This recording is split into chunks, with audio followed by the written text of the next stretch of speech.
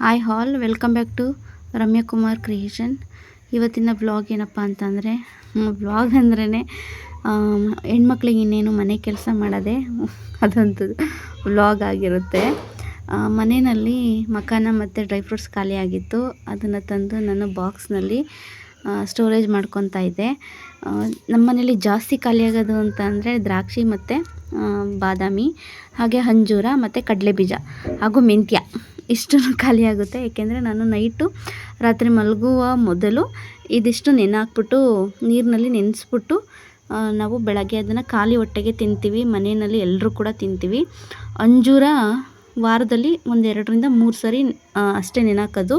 ದಿನೇ ನೆನೆಹಾಕಲ್ಲ, ಯಾಕೆಂದರೆ ತುಂಬ ಹೀಟ್ ಇರೋದ್ರಿಂದ ಅದು ಕೈ ಕಾಲೆಲ್ಲ ಉರಿಯೋದು ಮತ್ತು ಹೊಟ್ಟೆಯೆಲ್ಲ ಉರಿಯೋದೆಲ್ಲ ಆಗುತ್ತೆ, ಹೊಟ್ಟೆ ನೋವು ಬರೋದೆಲ್ಲ ಆಗುತ್ತೆ. ಹಾಗಾಗಿ ಅದು ಜಾಸ್ತಿ ಉಷ್ಣಾಂಶ ಇರೋದ್ರಿಂದ ನಾನು ಅದನ್ನು ವಾರದಲ್ಲಿ 2-3 ಬಾರಿ ಅಷ್ಟೇ ನೆನೆಹಾಕೋದು.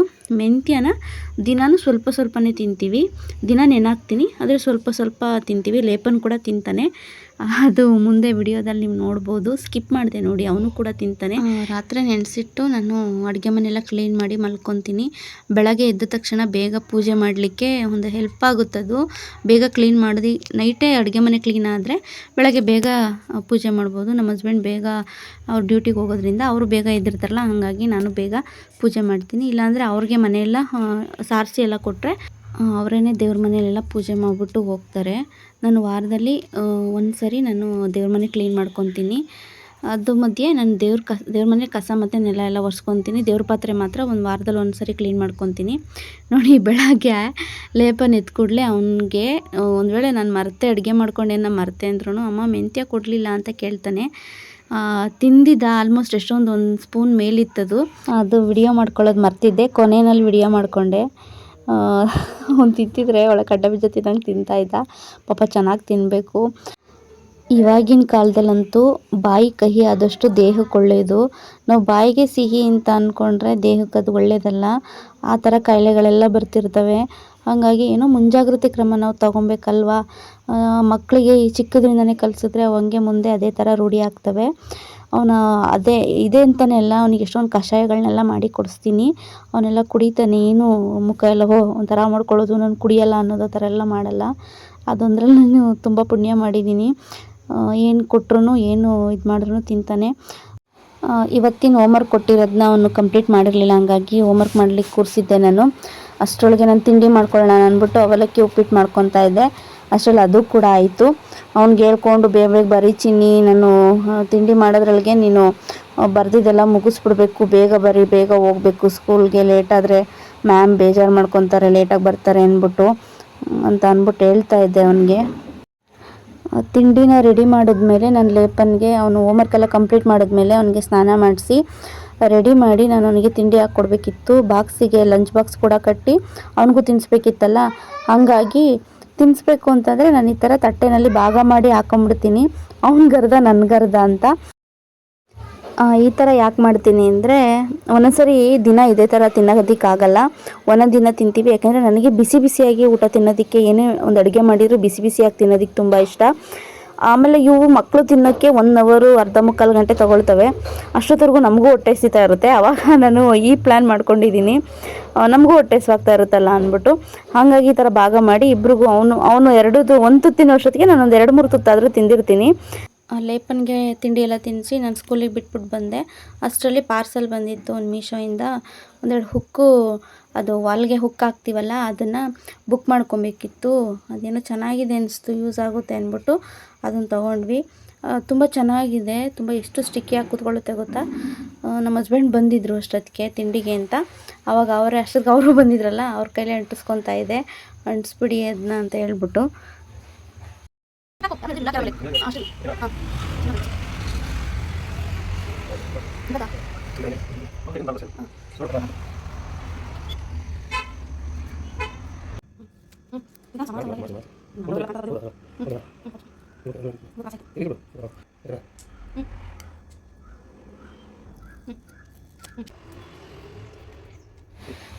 ಈ ಥರ ಯೂಸ್ ಮಾಡ್ಕೊಳ್ಳೋಣ ಹುಕ್ಕಗಳನ್ನ ಅಂತ ಹೇಳ್ಬಿಟ್ಟು ನಾನು ತೊಗೊಂಡೆ.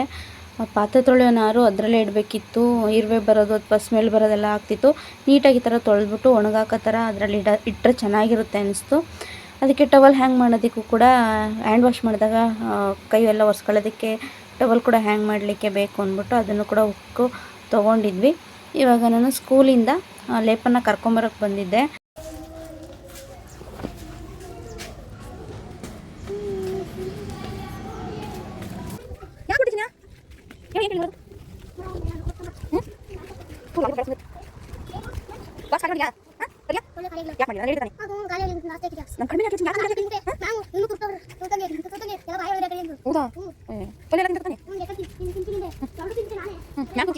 ಸ್ಕೂಲಿಂದ ಬರ್ತಿದ್ದಂಗೆ ಕಲರ್ ಮಾಡೋದಕ್ಕೆ ಕೊಟ್ಟಿದ್ರಲ್ವ. ಕಲರ್ ಅಂದರೆ ಕಲರ್ ಡ್ರಾಯಿಂಗು ಪೇಂಟಿಂಗ್ ಆದರೆ ತುಂಬ ಇಷ್ಟ.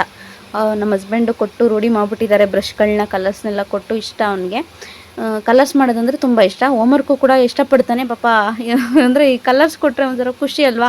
ನಮಗೂ ಚಿಕ್ಕ ಮಕ್ಕಳಲ್ಲೆಲ್ಲ ಕಲರ್ಸ್ ಮಾಡೋದಕ್ಕೆ ಕೊಟ್ಟರೆ ಎಷ್ಟು ಖುಷಿ. ಸುಮ್ಮನೆ ಆದರೂ ಏನೋ ಒಂದು ಫ್ಲವರ್ ಬಿಟ್ಬಿಟ್ಟು ಸುಮ್ಮನೆ ಏನಾದರೂ ಒಂದು ಗೀಚ್ ಅದಕ್ಕೆ ಬಣ್ಣ ತುಂಬ್ತಾಯಿದ್ವಿ. ಇನ್ನು ಈ ಥರ ಕೊಟ್ಟರೆ ಮಕ್ಳಿಗೆ ಖುಷಿ ಆಗಲ್ವ. ಅದಕ್ಕೆ ಬರ್ತಿದ್ದಂಗೆನೂ ಯೂನಿಫಾರ್ಮು ಕೂಡ ಬಿಚ್ಚಲಿಲ್ಲ. ಹಂಗೆ ಕೂತ್ಕೊಂಬಿಟ್ಟ ಲೇಪನ್ನು ಬರೀತೀನಿ ಅಂತ ಅಂದ್ಬಿಟ್ಟು. ಸರಿ ಆಯ್ತು ಬರೆಯಪ್ಪ ಅಂದ್ಬಿಟ್ಟು ಅದು ಕಲರ್ಸ್ ಎಲ್ಲ ಹೇಳ್ತಾಯಿದ್ದೆ, ಗೈಡ್ ಮಾಡ್ತಾಯಿದ್ದೆ. ಇದಕ್ಕೆ ಈ ಕಲರ್ ಹಾಕು ಅಂತ ಹೇಳ್ಬಿಟ್ಟು ಅವನು ಆ ಕಲರೆಲ್ಲ ಹಾಕ್ತಾಯಿದ್ದ. ಅದಾದಮೇಲೆ ನಾನು ಅವನಿಗೆ ಸ್ಮೂದಿ ಮಾಡ್ಕೊಳ್ಳೋಣ ಅಂದ್ಬಿಟ್ಟು ನೇರಳೆ ಹಣ್ಣಿತ್ತು. ಆ ನೇರಳೆ ಹಣ್ಣಲ್ಲಿ ಸ್ಮೂದಿ ಮಾಡ್ಕೊಳ್ಳೋಣ ಅಂದ್ಬಿಟ್ಟು ಮಾಡಿಕೊಟ್ಟೆ. ಅದು ರಾತ್ರಿ ಅಂಜೂರೆಲ್ಲ ನೆನಾಕಿರೋದಿತ್ತಲ್ಲ, ಅದನ್ನು ಇದಕ್ಕೆ ಅಂತಲೇ ನೆನೆಸಿದ್ದೆ. ಒಂದೊಂದ್ಸರಿ ಹಂಗೆ ತಿನ್ನೋದಲಿಕ್ಕೂ ಕೊಡ್ತೀನಿ. ಅವತ್ತು ಯಾಕೋ ಒಂದೊಂದ್ಸರಿ ಅವನು ಮೆಂತ್ಯ ತಿಂದಷ್ಟು ಅಂಜೂರ ಮತ್ತು ಈ ಬಾದಾಮಿ ದ್ರಾಕ್ಷಿನ ತಿನ್ನೋಕ್ಕೆ ಇಷ್ಟಪಡಲ್ಲ. ಬಲವಂತ ಮಾಡಿ ತಿನ್ನಿಸ್ಬೇಕು. ಖುಷಿನೇ ಇರಲ್ಲ ಅವ್ನಿಗೆ ಇದನ್ನೆಲ್ಲ ತಿನ್ನಲಿಕ್ಕೆ. ಅದಕ್ಕೆ ಈ ಥರ ರುಬ್ಬಿ ಕೊಟ್ಬಿಡ್ತೀನಿ ನಾನು ಸ್ಮೂದಿಗೆ ಹಾಕ್ಬಿಟ್ಟು. ಸ್ಮೂದಿಗೆ ಏನೇನು ಮಾಡಬೇಕು ಅಂತ ಅಂದರೆ ಸೀಡ್ಸ್ ಇರುತ್ತಲ್ಲ, ಮನೆಯಲ್ಲಿ ಯಾವುದೇ ಸೀಡ್ಸ್ ಇದ್ದರೂ ಓಕೆ, ಯಾವ ಥರ ಸೀಡ್ಸ್ ಇದೆಯೋ ಅದು ಹಾಕ್ಕೊಳ್ಳಿ.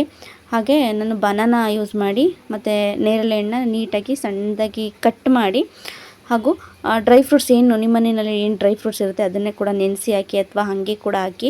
ಅಂಜೂರ ಆದರೆ ನೆನೆಸ್ಬೇಕಾಗುತ್ತೆ. ನಾನು ಬೆಳಗ್ಗೆ ತಿನ್ನಲಿಕ್ಕೆ ಅಂತ ನೆನೆಸಿದ್ನಲ್ಲ, ಅವ್ನು ತಿಂದಿರಲಿಲ್ಲ. ಹಂಗಾಗಿ ಇದ್ರಲ್ಲಿ ಕೊಟ್ಬಿಡೋಣ ಅಂದ್ಬಿಟ್ಟು ಕೊಡೋಕ್ಕೆ ಅಂದ್ಬಿಟ್ಟು ನಾನು ಸ್ಮೂದಿಗೆ ಹಾಕಿ ಮಿಕ್ಸ್ ಮಾಡ್ತಾಯಿದ್ದೀನಿ. ಇದನ್ನು ಚೆನ್ನಾಗಿ ರುಬ್ಬಬೇಕು. ಇದಕ್ಕೇನು ಹಾಕ್ಕೊಂಬಾರ್ದು, ನೀರೇನು ಹಾಕ್ಕೊಂಡಿರೋ ಹಂಗೆ ಫಸ್ಟು ಗ್ರೈಂಡ್ ಮಾಡ್ಕೊಳ್ಳಿ. ಅದಾದಮೇಲೆ ಸ್ವಲ್ಪ ನುಣ್ಣಗಾಯಿತು ಅಂದಾಗ ಒಂದು ಸ್ವಲ್ಪ ನೀರು ಮತ್ತು ಹಾಲು ಮಿಕ್ಸ್ ಮಾಡಿಕೊಂಡು ಗ್ರೈಂಡ್ ಮಾಡಿ. ಇದಕ್ಕೆ ಸ್ವೀಟೇನು ನಾನು ಆ್ಯಡ್ ಮಾಡಿರಲಿಲ್ಲ. ಸ್ವೀಟ್ ಬೇಕಾದರೆ ನೀವು ಬೆಲ್ಲ ಏನಾದರೂ ಹಾಕ್ಕೊಬೋದು. ನಾನು ಇದರಲ್ಲೇ ಸ್ವೀಟ್ ಇರುತ್ತೆ, ಅಂಜೂರ ಮತ್ತು ದ್ರಾಕ್ಷಿ ಗೋಡಂಬಿ ಅದರಲ್ಲೆಲ್ಲ ಸ್ವೀಟ್ ಇರುತ್ತೆ ಅಂದ್ಬಿಟ್ಟು ಅಷ್ಟಕ್ಕೆ ನಾನು ಏನು ಸ್ವೀಟೇನು ಹಾಕ್ಕೊಂಡಿಲ್ಲ. ಬಾಳೆಹಣ್ಣಲ್ಲೂ ಸ್ವೀಟ್ ಇರುತ್ತಲ್ವ, ಹಾಗಾಗಿ ಇದನ್ನು ಏನು ಸೋಸ್ತಿರೋಂಗೆ ಹಾಗೆ ಗ್ಲಾಸ್ಗೆ ಹಾಕ್ಬಿಟ್ಟು ಸ್ಟ್ರಾ ಇಟ್ಬಿಟ್ಟು ಕೊಟ್ಟೆ. ನಾನು ಚೆನ್ನಾಗಿ ಕುಡ್ದ, ಇಷ್ಟಪಟ್ಟ.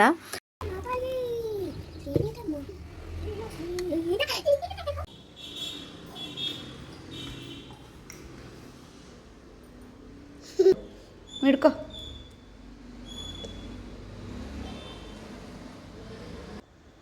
ಹೆಂಗಿದೆ?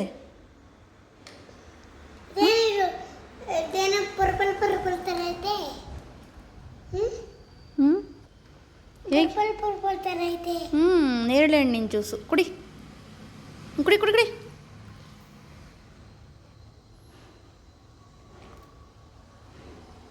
ಚೆನ್ನಾಗಿದೆಯಾ?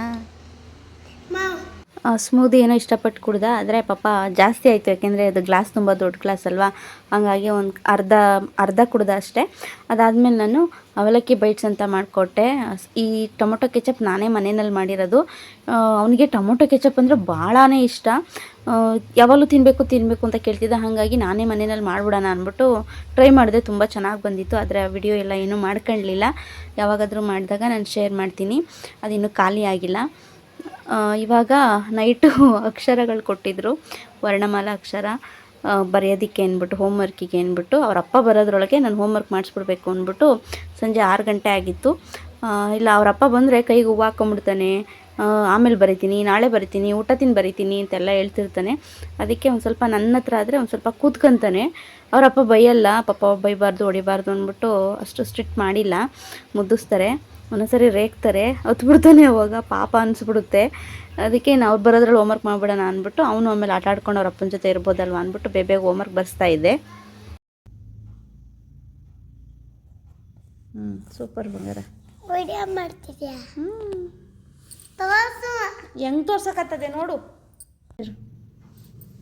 ಅ ಆ ಇ ಈ ಉ ಊ ರು ಎ ಎ ಐ ಉ ಓ ಔ ಅಂ ಅಹ. ವಾವ್, ಬರೀ ಬಂಗಾರ. ಇಲ್ಲಿ ಈಜನ್ ಇದು ಯಾವುದು ಮನೆ ಅಕ್ಷರ? ಅ ಇದು ಆ ಆ ಅಂದರೆ ಅರಸ ಆಮೇಲೆ ಅ ಆನೆ ವೆರಿ ಗುಡ್. ಇಲಿ ಇನ್ನು ಹೋಮ್ವರ್ಕ್ ಎಲ್ಲ ಮುಗಿಸಿದ ಮೇಲೆ ನಾನು ಅಡುಗೆ ಮನೆ ನನ್ನ ಡ್ಯೂಟಿಗೆ ಹೋಗಲೇಬೇಕು ಕೆಲಸಕ್ಕೆ. ನಮ್ಮ ಹಸ್ಬೆಂಡು ಬಂದಮೇಲೆ ಪನ್ನೀರ್ ತಂದುಕೊಡ್ತೀನಿ, ಪನ್ನೀರಲ್ಲಿ ಏನಾದರೂ ಪನ್ನೀರ್ ಮಸಾಲ ಮಾಡಿಬಿಟ್ಟು ಚಪಾತಿ ಮಾಡು ಚೆನ್ನಾಗಿರುತ್ತೆ ಅಂತ ಹೇಳಿದ್ರು. ತಿನ್ನಂಗಾಗಿದೆ, ಪನ್ನೀರ್ ತಿನ್ನಂಗಾಗಿದೆ ಅಂತ ಲೇಪನೂ ಕೇಳ್ತಿರ್ತಾನೆ. ಅಮ್ಮ ಪನ್ನೀರ್ ತಿನ್ನಂಗಾಗೈತೆ ಅನಿಸುತ್ತೆ ಅಂತ ಹೇಳ್ತಿರ್ತಾನೆ ಒಂದೊಂದು ಸರಿ. ಅದಕ್ಕೆ ತಂದು ಇಟ್ಕೊಂಡಿರ್ತೀನಿ ಮನೆಯಲ್ಲಿ. ಫ್ರಿಡ್ಜಲ್ಲಿ ಇಟ್ಕೊಂಡ್ರೆ ಒಂದು ವಾರ ಆದರೂ ಅಂದರೆ ಒಂದು ವಾರಕ್ಕೆ ಮುಗ್ದೋಗುತ್ತೆ. ಇನ್ನೂ ಇಟ್ಕೊಬೋದು, ನಾನು ಅಷ್ಟು ದಿನ ಇಟ್ಕೊಳ್ಳಲ್ಲ. ಒಂದು ವಾರ ಅಷ್ಟೊತ್ತಿಗೆ ಖಾಲಿ ಮಾಡ್ತೀವಿ. ಮಧ್ಯ ನಾನು ನನಗೇನಾದರೂ ಫ್ರೈ ಥರ ರೋಸ್ಟ್ ಥರ ಮಾಡ್ಕೊಡ್ತೀನಿ ತಿನ್ಕೊಂತಾನೆ. ನೀಟಾಗಿ ಬಾಕ್ಸಲ್ಲಿ ಸ್ಟೋರ್ ಮಾಡಿ ಫ್ರಿಡ್ಜಲ್ಲಿ ಇಟ್ಬಿಡ್ತೀನಿ. ಆಮೇಲೆ ನಮಗೆ ಬೇಕಾದಾಗ ಯೂಸ್ ಮಾಡ್ಕೊತೀವಿ. ಬಟಾಣಿನೂ ಅಷ್ಟೇ, ಹಸಿ ಬಟಾಣಿ ತಂದಿಟ್ಕೊತೀವಿ. ಇವಾಗ ನಾನು ಮಸಾಲೆ ಎಲ್ಲ ರುಬ್ಬಿ ಎಲ್ಲ ರೆಡಿ ಮಾಡಿಕೊಂಡು ನಾನು ಒಗ್ಗರಣೆಗೂ ಕೂಡ ಹಾಕಿ ಇನ್ನೇನು ಪನ್ನೀರ್ ಹಾಕೋವಾಗ ವಿಡಿಯೋ ಮಾಡಿಕೊಂಡೆ. ಆ ವಿಡಿಯೋ ಎಲ್ಲ ಮಾಡ್ಕೊಳ್ಳಿಕ್ಕೆ ಆಗಲಿಲ್ಲ, ಟೈಮ್ ಆಗಿಬಿಡುತ್ತೆ. ಚಪಾತಿ ಎಲ್ಲ ಇದೆಲ್ಲ ಮಾಡಬೇಕು ಅಂದ್ರೆ, ಚಪಾತಿ ಹೊಸಿಬೇಕು ಅಂದರೆ ಸ್ವಲ್ಪ ಟೈಮ್ ಹಿಡಿಯುತ್ತೆ. ಹಾಗಾಗಿ ಗ್ರೇವಿದೇನು ವಿಡಿಯೋ ಮಾಡ್ಕೊಳ್ಲಿಲ್ಲ ನಾನು, ಗ್ರೇವಿ ಮಾಡೋದು ಪನ್ನೀರ್ ಮಸಾಲನ. ನಮ್ಮ ಮನೆಯಲ್ಲಿ ನಮ್ಮ ಹಸ್ಬೆಂಡ್ಗೆ ಮತ್ತು ನಮಗೆ ಮಗುಗೆ ಎಲ್ಲ ಇದೊಂಥರ ಫೇವ್ರೆಟ್ ಅಡುಗೆ ಅಂತಲೇ ಹೇಳ್ಬೋದು. ಮಶ್ರೂಮು ಮತ್ತು ಇದು ತುಂಬಾ ಇಷ್ಟ. ಮಶ್ರೂಮು ಒಂಥರ ಇಷ್ಟ ಆದರೆ ಇದೊಂಥರ ಜಾಸ್ತಿ ಇಷ್ಟ ಪನ್ನೀರು. ಹಾಗಾಗಿ ಇದರಲ್ಲೆಲ್ಲ ಬಾತ್ ಮಾಡಿದ್ರೆಲ್ಲ ನಾನು ಅಷ್ಟು ಇಷ್ಟಪಡಲ್ಲ. ಈ ಥರ ಚಪಾತಿ ಮಾಡಿ ಏನಾದರೂ ಈ ಥರ ಪನ್ನೀರ್ ಮಸಾಲ ಅಥವಾ ಪನ್ನೀರ್ ಫ್ರೈ ಆ ಥರ ಏನಾದರೂ ಮಾಡಿಕೊಟ್ರೆ ಚೆನ್ನಾಗಿ ತಿಂತಾರೆ. ಎಲ್ಲರೂ ಇಷ್ಟಪಡ್ತೀವಿ. ಹಂಗಾಗಿ ನಾನು ಪನ್ನೀರ್ ಸ್ವಲ್ಪ ಜಾಸ್ತಿನೇ ಹಾಕ್ತೀನಿ. ಪನ್ನೀರು ತುಂಬ ಚೆನ್ನಾಗಿ ಖಾಲಿ ಆಗುತ್ತೆ ಪಲ್ಯದಲ್ಲಿ. ಹೊರಗಡೆ ಎಲ್ಲಾದರೂ ಹೋಟೆಲ್ಗೆ ಹೋದರೂ ಅಷ್ಟೇ, ಏನಾದರೂ ತೊಗೊಬೇಕು ಊಟಕ್ಕೆ ಅಂತ ಅಂದರೆ ನಾವು ಇದನ್ನೇ ಪನ್ನೀರು ಇಲ್ಲ ಮಶ್ರೂಮ್ ಐಟಮಲ್ಲಿ ಈ ಥರ ಗ್ರೇವಿ ಟೈಪಲ್ಲಿ ತೊಗೊಂಬಿಡ್ತೀವಿ. ಚೆನ್ನಾಗಿರುತ್ತೆ ತಿನ್ನಲಿಕ್ಕೆ ಅಂತ ಅಂದ್ಬಿಟ್ಟು. ಈ ಥರ ಅಡುಗೆಗಳನ್ನೆಲ್ಲ ನಾನು ಬೆಳಗ್ಗೆ ಹೊತ್ತು ಟ್ರೈ ಮಾಡ್ಲಿಕ್ಕೆ ಹೋಗೋದೇ ಇಲ್ಲ. ನೈಟ್ ಹೊತ್ತೇ ಜಾಸ್ತಿ ನಾವು ಈ ಥರ ಅಡುಗೆಗಳನ್ನ ಮಾಡ್ಕೊಂಡು ತಿನ್ನೋದು. ಯಾಕೆಂದರೆ 3 ಜನನೂ ಒಟ್ಟಿಗೆ ಇರ್ತೀವಿ. ಬೆಳಗ್ಗೆ ನಮ್ಮ ಹಸ್ಬೆಂಡ್ ಬೆಳಗ್ಗೆ ಹೊರಟೋಗ್ಬಿಡ್ತಾರೆ. ಒಬ್ಬರು ಬಿಟ್ಟು ಒಬ್ಬರು ತಿನ್ನಲಿಕ್ಕೂ ಬೇಜಾರು. ಒಬ್ಬರು ಮನೇಲಿಲ್ಲ ಅಂದರೆ ಊಟನೇ ಸೇರಲ್ಲ. ತಿಂಡಿ ತಿನ್ನಬೇಕು ಅನ್ಸಲ್ಲ, ತಿಂಡಿ ಮಾಡೋಕ್ಕೂ ಬೇಜಾರು ಅನಿಸ್ಬಿಡುತ್ತೆ. ಹಾಗಾಗಿ ನೈಟ್ ಹೊತ್ತು ಮಾತ್ರ ಈ ಥರ ಅಡುಗೆಗಳಂತೂ ಮಿಸ್ ಆಗೋಲ್ಲ. ಏನೇ ಮಾಡಬೇಕು ಅಂದರೂ ನೈಟ್ ಹೊತ್ತು ಪ್ಲ್ಯಾನ್ ಮಾಡ್ಕೊತೀವಿ, ನೈಟ್ ಅಡುಗೆಗೆ ಮಾಡ್ಕೊಂಬಿಡೋಣ ಅಂದ್ಬಿಟ್ಟು. ಓಕೆ ಫ್ರೆಂಡ್ಸ್, ಇವತ್ತಿನ ಈ ವ್ಲಾಗ್ಸ್ ನಿಮ್ಗೆ ಇಷ್ಟ ಆಗಿದ್ದರೆ ಒಂದು ಲೈಕ್ ಮಾಡಿ, ಕಮೆಂಟ್ ಮಾಡಿ, ಶೇರ್ ಮಾಡಿ. ಹಾಗೆ ಯಾರ್ಯಾರೆಲ್ಲ ನನ್ನ ಚಾನಲ್ಗೆ ಇನ್ನೂ ಸಬ್ಸ್ಕ್ರೈಬ್ ಆಗಿಲ್ಲ, ಪ್ಲೀಸ್ ಎಲ್ಲರೂ ಬೇಗ ಹೋಗಿ ಸಬ್ಸ್ಕ್ರೈಬ್ ಆಗಿ. Thank you for watching.